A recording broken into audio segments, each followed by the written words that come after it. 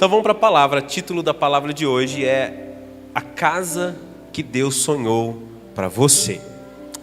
Livro de Salmos 127, versículo 1. Se você puder ficar de pé para a gente ler, eu te agradeço. Salmos de número 127, capítulo 127, versículo 1. Quem achou, diga amém. Tá fraco, hein? É sinal que o povo está vindo para a igreja sem Bíblia. Ou pelo menos não tem nenhum aplicativo no celular. Eu já falei que a gente paga esse negócio por mês. Se você não baixar, eu vou orar para Deus queimar seu celular. Baixa o aplicativo da igreja lá. Pelo menos a versão da Bíblia correta que a gente usa você vai ter. A casa que Deus sonhou, Salmo 127, versículo 1 diz assim: Se o Senhor não constrói a casa, o trabalho dos construtores é vão. Se o Senhor não protege a cidade, de nada adianta guardá-la com sentinelas. É inútil trabalhar tanto, desde a madrugada até a tarde da noite, e se preocupar em conseguir o alimento, pois Deus cuida de seus amados enquanto dormem. Os filhos são o presente do Senhor, uma recompensa que Ele dá. Os filhos que o homem tem em sua juventude são como flechas na mão do guerreiro. Amém? Se assente, feche sua Bíblia, feche os teus olhos e olha comigo ao Senhor. Pai, a liberdade e legalidade para o Senhor falar conosco nessa noite. Instrui, exorta, corrige, alinha o nosso coração segundo a Tua verdade e a Tua palavra, para que possamos sair daqui edificados por aquilo que vem do céu, para nos alinhar, nos corrigir, nos moldar e nos aperfeiçoar, em nome de Jesus Cristo. Amém.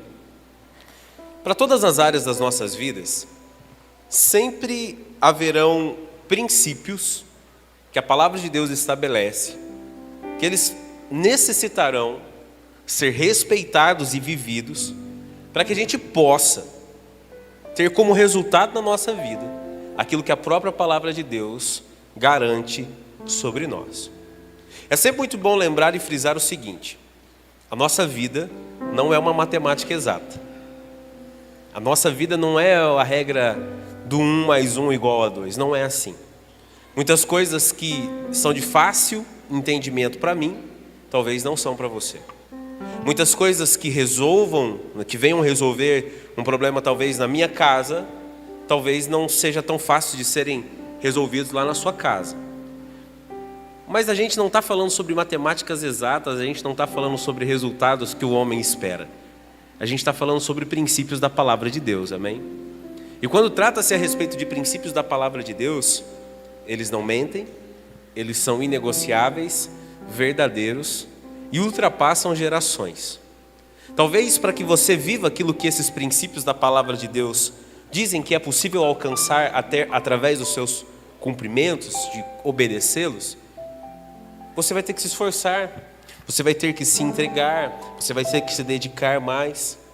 Então eu quero que você entenda o seguinte: ainda que a vida não seja uma matemática exata, e que as pessoas sejam diferentes no seu entendimento, na sua percepção, nos seus propósitos de vida e nos seus sonhos, quando a gente vai para a palavra de Deus, a gente tem princípios que podem reger a nossa casa e a nossa família. A gente vai ter que entender que a gente não vai poder desistir no meio do caminho, porque talvez para alguns seja mais fácil de se viver o que o princípio da palavra de Deus rege, e talvez para outras casas, outras famílias, nem tanto assim. A gente vai ter que deixar claro no nosso coração o seguinte: a Bíblia, ela tem duas funções muito, eu vou falar de um português bem grotesco só para você entender, mas ela tem basicamente duas funções. Ela é para nós o manual do fabricante, porque ali está contendo toda a nossa criação, aquilo que nós somos, e ela também é um manual de instrução, porque ali também contém tudo que Deus espera de nós. Tem tudo aquilo que a gente vai precisar e necessitar de respostas para a nossa vida. A gente, por crescer muitas vezes numa cultura cristã, a gente passa meio que a achar que o simples fato de estarmos em um culto ou frequentarmos uma igreja vai resolver todos os nossos problemas. Eu preciso te dizer que não é assim. Estar no culto, estar na igreja é parte, e eu vou deixar isso muito claro, é apenas uma parte da nossa vida e da nossa caminhada cristã. Estar na igreja, escute e entenda isso. Estar na igreja não vai resolver o problema da sua família, mas vai te dar sabedoria, entendimento, princípio e direção para que você aplique tudo aquilo que você recebe como palavra, instrução e direção para resolver os problemas da sua casa. Estar na igreja não vai resolver os seus problemas financeiros, mas vai te dar direção, instrução, correção e princípios que você vai ter que aplicar na sua vida para que a sua vida financeira entre no eixo. E às vezes a gente tem muita dificuldade. Não, eu sou bom, eu sou uma pessoa honesta, eu sou uma pessoa fiel, eu sou uma pessoa digna, e Deus vai abençoar a minha casa e vai dar tudo certo. Deus, Ele é um Deus abençoador. Ele é um Deus Pai, recompensador, que zela pelas nossas vidas e nos guarda. Mas se tem uma coisa que Deus não faz, é quebrar os próprios princípios que Ele nos ensinou através da sua palavra. E tem algumas coisas que a gente quer viver como família, e a gente acaba negligenciando nas coisas mais básicas. E a gente simplesmente quer que uma oração comova o coração de Deus e venha fazer com que Deus resolva um problema que nós mesmos criamos, ou a gente não teve coragem de ir lá levantar e resolver. Por isso que estar na casa de Deus é importante demais para fortalecer a nossa fé. Estar no culto, vir à igreja, vai fortalecer a sua fé, vai abrir o seu entendimento com relação à sabedoria e o discernimento da palavra de Deus, e vai te deixar mais preparado e preparada, habilitado e habilitada para enfrentar os desafios do dia a dia. Mas volto a frisar isso, que eu quero que você entenda isso bem entendidinho aqui. Para se ter um casamento feliz, não basta orar. Orar é um dos pontos. Para se ter um casamento feliz, você tem que cobrir a sua família em oração, colocá-la debaixo de oração. Mas para ter um casamento feliz é preciso ter respeito. Para ter um casamento feliz é preciso ter cumplicidade. Não basta você vir ao culto e achar que está tudo certo. Tem uma história antiga que diz que certo dia um menino chegou para o pastor dele e disse assim: pastor, eu posso trazer a minha cama para a igreja? Ele falou: sua cama para a igreja? Eu falei: eu queria trazer a minha cama para a igreja. Mas por que você queria trazer a sua cama para a igreja? Porque eu queria morar aqui. Você gosta tanto da igreja assim que você queria morar aqui? É que na verdade eu queria morar aqui porque aqui meu pai é educado, aqui meu pai é calmo, porque em casa eu não aguento ele. Então estar na igreja pode te tornar uma pessoa melhor, mas é quando você sai daqui que você demonstra se você está preparado ou não para viver os princípios mais simples da palavra de Deus. Ouvir a palavra vai te capacitar, vai te dar direção, mas é lá fora que você toma a decisão de fato de cuidar da tua casa, da tua família. Para se ter um casamento e uma família abençoada, você tem que cumprir princípios bíblicos, como o marido deve amar as suas esposas assim como Cristo amou a sua igreja e foi capaz de entregar-se por ela. Assim, o marido deve amar a sua esposa, é princípio. O Senhor Jesus, sendo humilhado, cuspido, crucificado, abandonado, olha aos céus e diz o que para a multidão? Pai, perdoa, porque eles não sabem o que fazem. A expressão de um amor máximo. E aí eu quero questionar você, homem. Será que você chegou ao entendimento de cumprir o princípio que você deve amar a sua esposa assim como Cristo amou a sua igreja? Ou você é o primeiro a apontar as falhas dela, a exaltar o quanto ela é falha em alguma coisa, o quanto ela é errada em alguma coisa?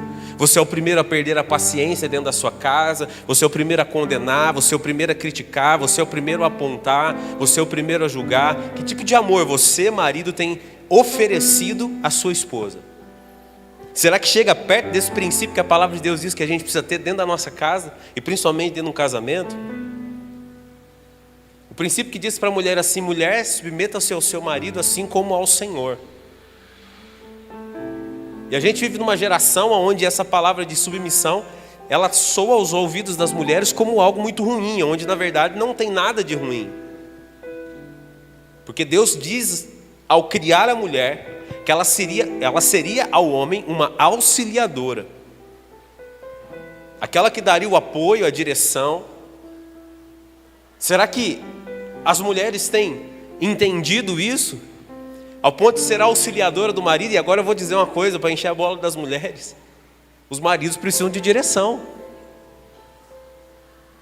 Raras exceções, mas os maridos precisam da direção.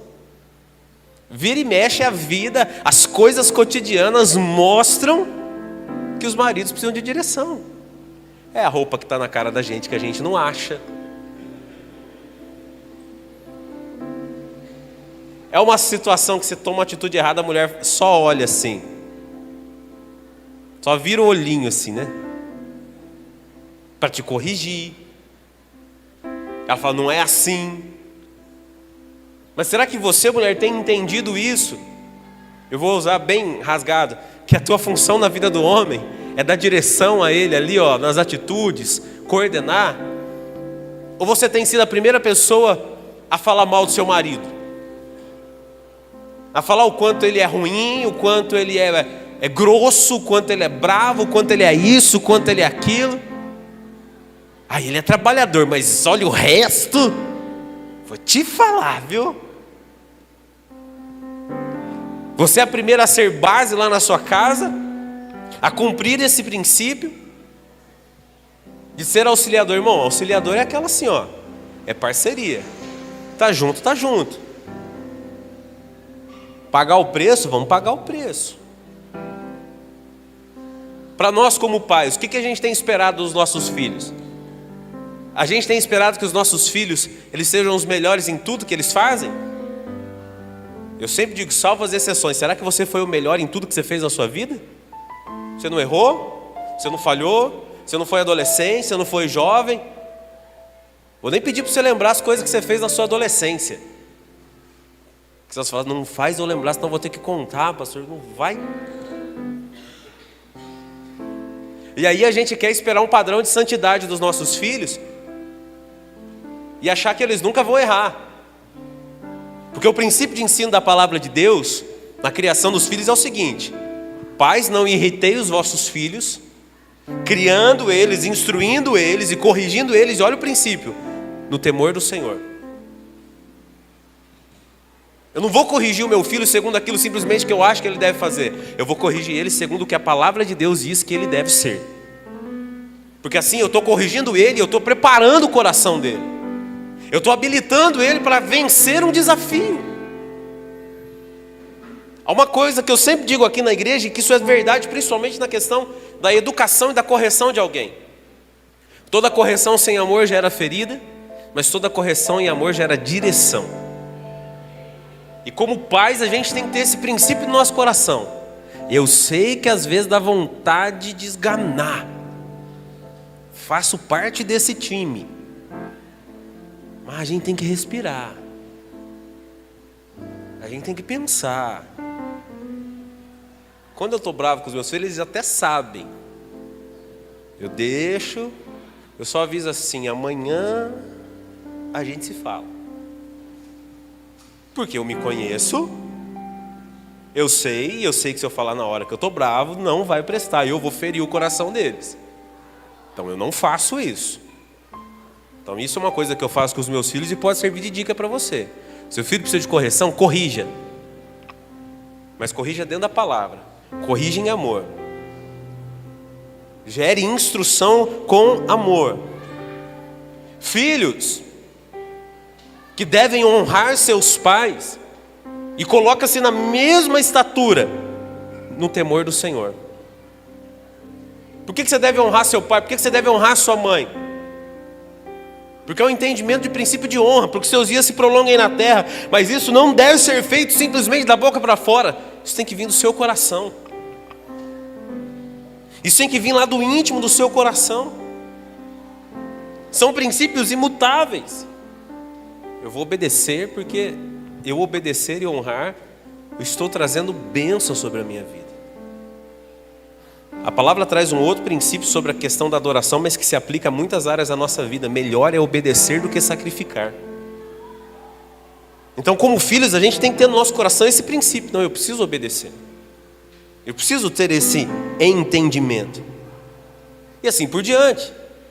Marido e mulher, pai, mãe, filhos, precisam ver e rever seus comportamentos dentro de casa.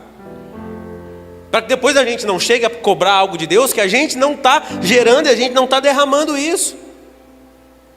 Ter uma família dá trabalho, ter uma família requer participatividade na vida dela.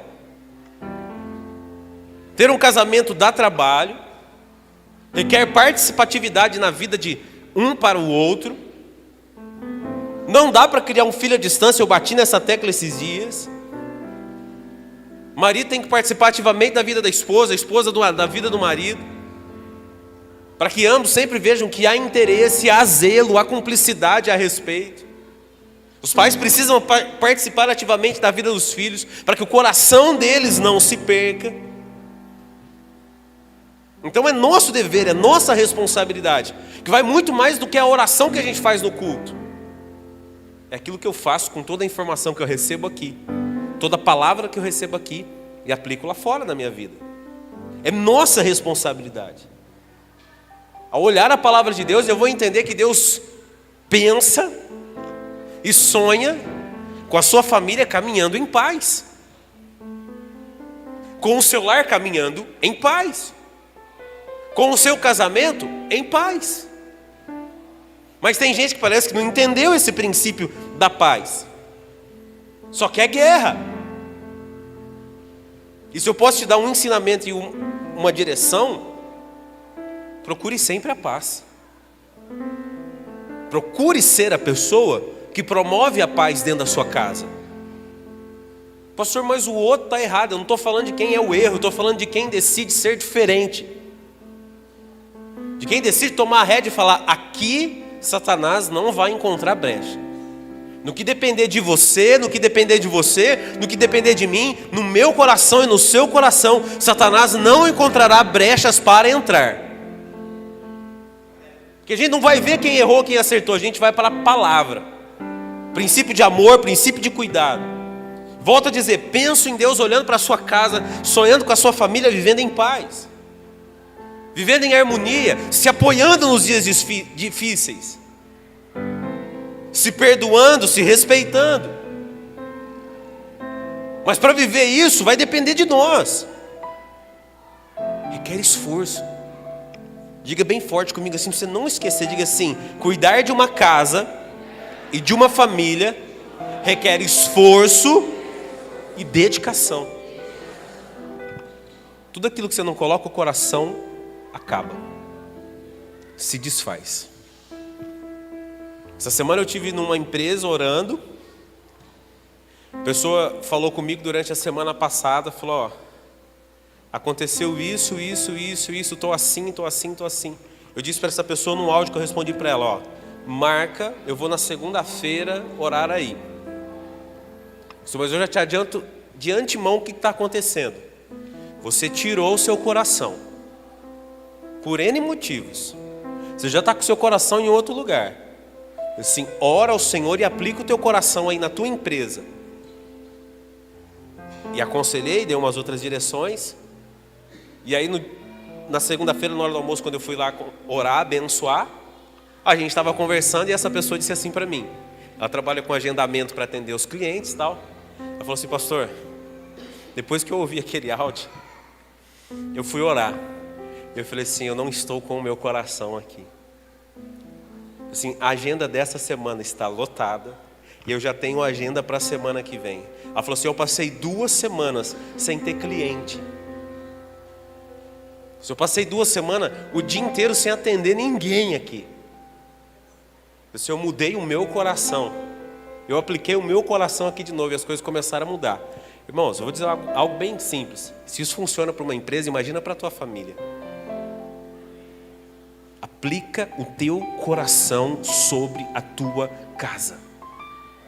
Aplica o teu coração sobre a vida das pessoas que você ama. Algumas instruções e princípios que a gente precisa viver na nossa casa. O primeiro deles: Cristo precisa ser a base do seu lar. Vou dizer de novo, que 2 crentes entenderam. Aleluia. Cristo precisa ser a base do seu lar. A Bíblia apresenta Ele como uma rocha de esquina angular, a pedra fundamental que sustenta esta igreja. Se Ele sustenta a igreja, Ele sustenta a nossa casa. Porque a Bíblia diz que a minha casa firmada sobre a rocha, podem vir os vendavais, a tempestade, e ela permanecerá firme. Sobre quais fundamentos nós estamos colocando a nossa casa? Quais são os alicerces do nosso lar? Qual a fonte de inspiração? Qual a base da nossa família? Olha o que diz o livro de Efésios, capítulo 2, versículo 18 ao 22. Efésios 2, do 18 ao 22 diz assim: agora, por causa do que Cristo fez, todos temos acesso ao Pai pelo mesmo Espírito. Portanto, vocês já não são estrangeiros ou forasteiros, mas concidadãos do povo santo e membros da família de...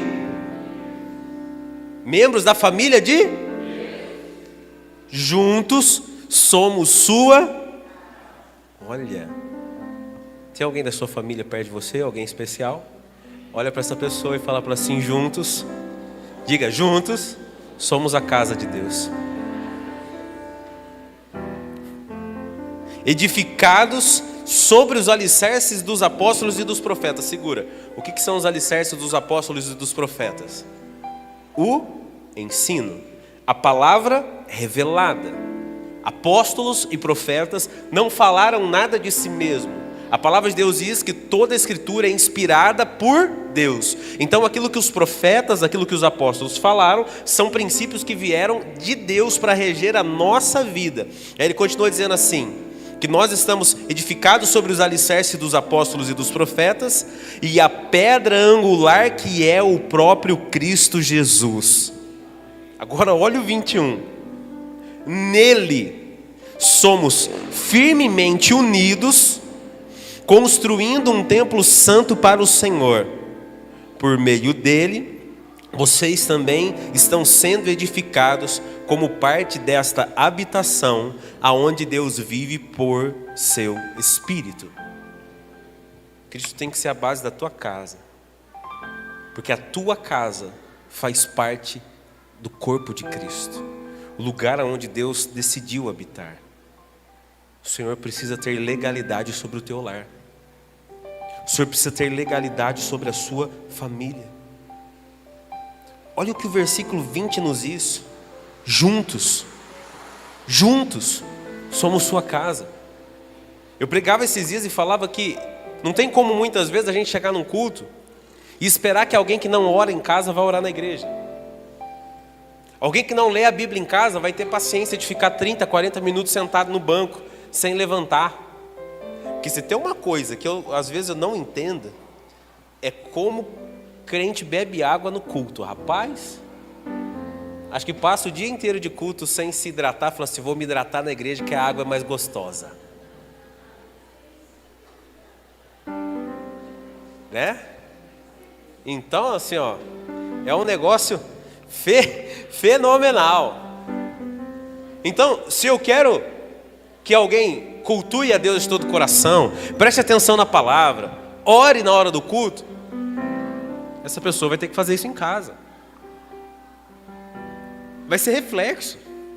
A gente canta, sou tua casa, tua morada, eu sou o teu lar, mude as coisas de lugar. Eu sou casa? Sou. Mas o que eu sou aqui na igreja, eu sou reflexo daquilo que eu estou vivendo lá. Eu quero ter uma igreja unida, eu preciso que você entenda isso e viva em unidade dentro da sua família. Quer ter uma igreja forte, você tem que olhar para a sua casa e falar, minha casa será uma casa forte. É o reflexo daquilo que você vive lá. Quando o Senhor ele olha do céu, Ele nos vê não apenas como seres individuais, mas Ele nos enxerga como família. Muitas são as bênçãos do Senhor sobre a família. Família, ela é a base emocional, ela é a base comportamental e é a base espiritual. Quantas pessoas têm problemas sociais, emocionais, psicológicos, administrativos e espirituais, porque não tem base dentro da própria casa. Então, vou dizer de novo, a sua casa, o seu lar, é a base emocional, psicológica, sentimental, espiritual da sua própria vida. É reflexo. Pastor, como colocar Cristo para ser a base do meu lar? Dando legalidade. Sendo dentro da tua própria casa um imitador de Cristo. Aprenda a amar as pessoas da sua casa como Cristo ama você. Aprenda a perdoar as pessoas da sua família como Cristo perdoa você todos os dias. Aprenda a servir as pessoas da sua casa como você quer que Deus se sirva toda hora que você precisa de uma resposta ou de uma bênção. São princípios que a gente tem que começar a viver dentro da nossa casa. Saiba apoiar, saiba corrigir, saiba instruir, saiba incentivar. E faça o que Cristo fez. Cristo não desistiu de nós. Não desiste da sua casa. Não desiste das pessoas que você ama. Pastor, mas dá trabalho? Dá. Família dá. Pastor, é difícil? É. Você tem a escolha de viver esse princípio ou não. Segundo um princípio importante, eu tenho que trazer a presença do Senhor para minha casa. Porque uma coisa é eu trazer os princípios, outra é eu trazer a presença. Quem entendeu isso aqui, diga amém. O meu é cumprir princípios, outro é eu trazer a presença. Olha o que diz o livro de 1 Coríntios, capítulo 14, versículo 25. 1 Coríntios 14, 25. Diz assim: ao ouvirem os pensamentos secretos deles serão revelados, e eles cairão de joelho e adorarão a Deus, declarando: de fato, Deus está aqui no meio de vocês. Até os nossos pensamentos têm que atrair a presença de Deus. Ele tem que tomar o nosso coração. Então eu preciso dizer para você o seguinte: as nossas atitudes diárias, a forma com que a gente lida na nossa casa com as pessoas e resolve os problemas da nossa família, são as responsáveis diretas por atrair ou afastar a presença de Deus. Nós declaramos a Deus se Ele é bem-vindo ou não dentro da nossa casa, com as atitudes comportamentais que a gente tem. A gente precisa aprender a criar na nossa casa uma cultura de honra a Deus e uma atmosfera onde Deus tem legalidade para agir. Deus tem que ter liberdade na sua casa. Imagina se fisicamente o Senhor se fizesse presente na sua casa. Se o Senhor falasse para você assim, ó, vou ficar na sua casa fisicamente uma semana, o que você mudaria na sua casa hoje? O que você mudaria no seu lar hoje? Se Deus fizesse presente fisicamente na sua casa, que você visse Ele com os seus olhos carnais, como você trataria o seu filho nessa semana? Você continuaria tratando o seu filho da mesma maneira que você trata? Você continuaria tratando a sua esposa, o seu marido, da mesma maneira que você trata? Você continuaria dentro da sua casa falando os mesmos assuntos que você fala? Você continuaria comentando da vida das outras pessoas do mesmo jeito que você comenta? Você continuaria assistindo os mesmos programas, acessando os mesmos sites de internet que você acessa? O quanto a rotina da tua casa precisaria mudar para que você não fosse envergonhado se eles fizessem presente fisicamente? Então, aí eu preciso te lembrar. Talvez você não vai ver, mas ele está lá. Ele está lá. Então eu te pergunto, hoje Deus teria vergonha da sua casa, do seu comportamento no seu lar, Ou o Senhor diria assim: filho e filha amada, não tem do que se envergonhar. Não tem do que se envergonhar. A gente precisa da legalidade. Nós precisamos criar a cultura que Deus se faz presente no nosso lar. Porque às vezes a gente santifica o lugar. Deus está presente na igreja, amém? Ele está aqui agora, em nome de Jesus, através do seu Espírito Santo, amém? Esse é um lugar santo enquanto a gente está aqui. Acabou o culto, acabou. A presença não está mais aqui, a presença está aqui. Quando eu entro na minha casa, a presença está aqui. E ali eu declaro se Ele tem liberdade ou não com as minhas atitudes. Então é minha responsabilidade levar a presença do Senhor. Cuidar de uma família é cumprir princípios como esse. Cuidar bem de uma casa é cumprir princípios do diálogo. As pessoas hoje não conseguem conversar. As pessoas têm problema de conversar umas com as outras. Olha a instrução do livro de Colossenses capítulo 4, versículo 6. Colossenses capítulo 4, versículo 6. Olha essa instrução. Que suas conversas sejam amistosas e agradáveis, a fim de que tenham resposta certa para cada pessoa. Que suas conversas sejam amistosas e agradáveis. Como é o diálogo que você tem com o seu marido na hora que você está bravo ou brava? Com a sua esposa? Como que você corrige seu filho ou sua filha na hora que você está bravo ou brava? A tua forma de ser dentro da sua casa, da sua forma de se relacionar e conversar com as pessoas, gera mais ferida, afastamento ou traz resolução? É sua responsabilidade. Deus não vai descer do céu e falar assim: quietinho agora, você vai magoar o coraçãozinho dele ali, ó. Deus não vai fazer isso. Mas aí a minha mente fértil, eu imagino Deus olhando lá do céu: bonito, continua, vai, solta, isso, bota pra fora. Não, ó, você não esqueceu do outro também? Fala. Porque às vezes é isso que a gente faz. É exatamente assim que a gente age.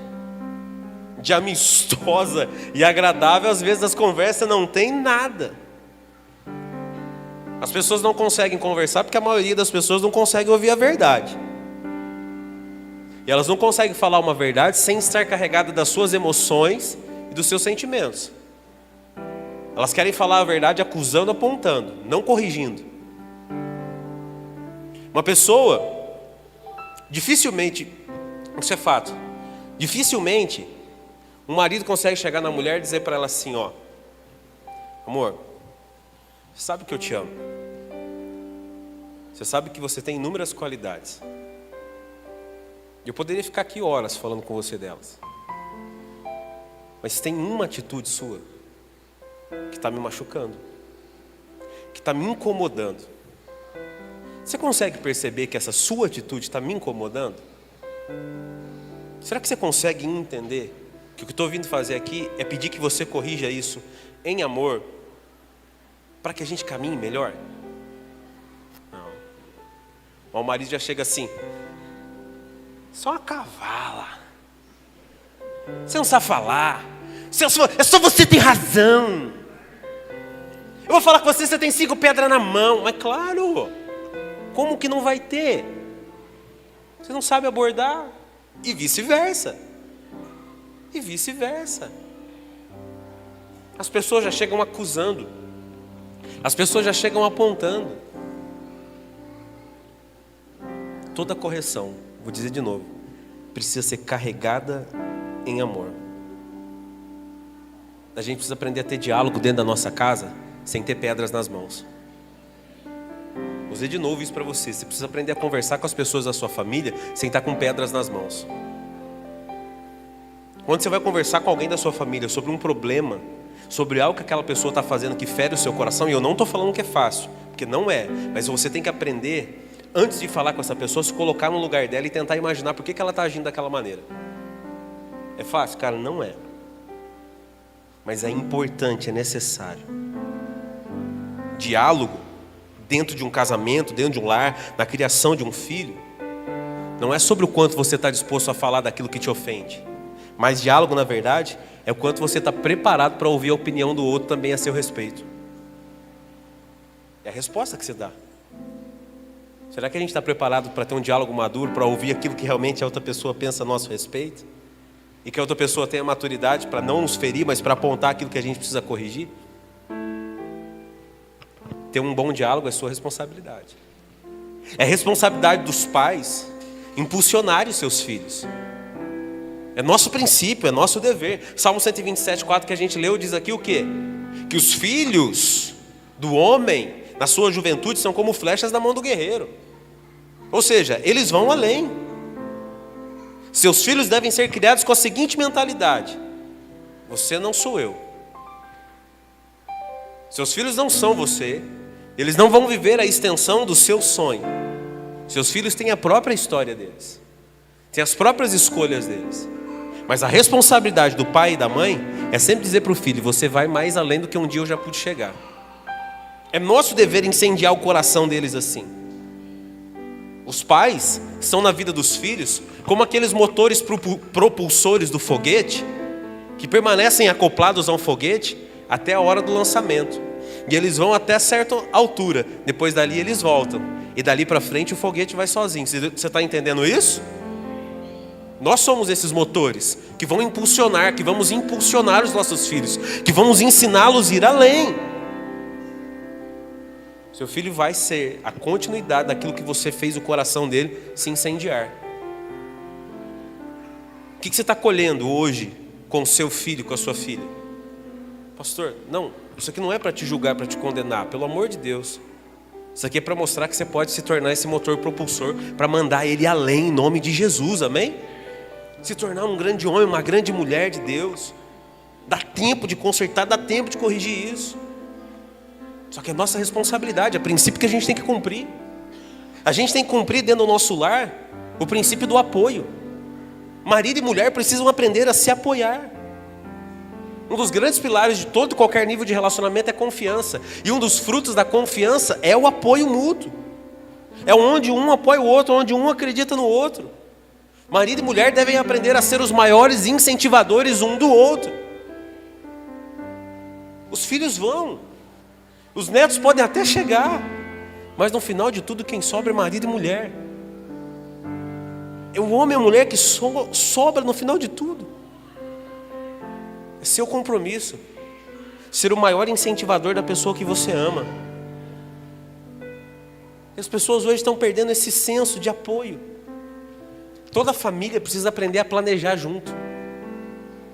É outro princípio importantíssimo. Tem família que só vai vivendo, vai pagando as contas, vai trabalhando, vai vivendo, vai pagando as contas e não dá para fazer. Não, senta. Senta com seus filhos na mesa. Ensina eles a sonharem sobre o futuro, a orarem pelo dia de amanhã, a entregarem a Deus sonhos e planos. Senta. Fala a respeito de viagem, de casa, da compra de um móvel novo, de uma TV nova. Planeje as coisas mais simples do dia a dia. Vamos fazer uma janta diferente em casa? Vamos dar uma voltinha? Vamos fazer um negócio diferente? Planeje as coisas mais simples.